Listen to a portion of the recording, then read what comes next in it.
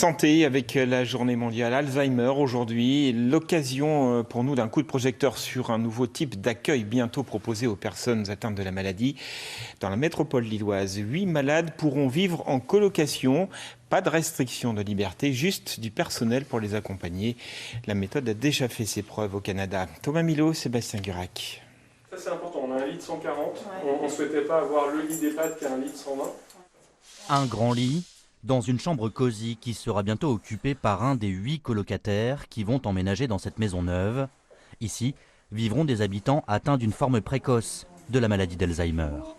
Là, vous êtes dans le séjour, comme dans une maison classique. On a tous une salle à manger. Ici, vous trouvez le salon qui a un coin un petit peu plus intime, un peu plus cosy.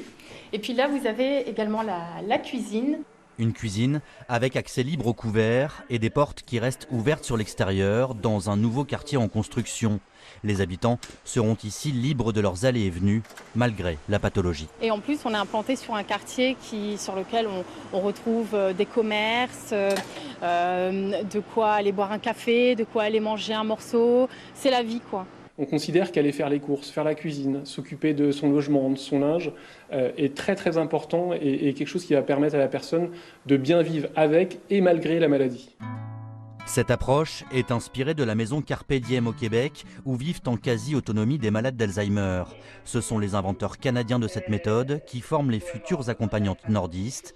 Avec 30 ans de recul, le concept a fait ses preuves. Ils sont moins médicamentés et ils conservent leur capacité aussi plus longtemps. Donc ça, c'est les études qui l'ont démontré. Donc c'est vraiment parce qu'ils font à tous les jours, parce qu'ils répètent les mouvements, parce qu'ils sont actifs, ils conservent leur capacité plus longtemps. Pour ces professionnels, habitués à travailler dans des structures médicalisées et qui vivront désormais sans blouse aux côtés des nouveaux habitants, c'est une révolution de leur métier. Là, on est vraiment plus dans l'optique d'être là pour accompagner comme si on était à la maison, plutôt que d'être dans ces rôles de soignante et d'aide. En fait, c'est radicalement différent. C'est complètement différent. Pour moi, ça a été une révélation. 16 personnes souffrant d'Alzheimer vont emménager dans ces 2 maisons adaptées. D'autres pourraient être bâties après 1 an d'expérimentation de la méthode Carpe Diem.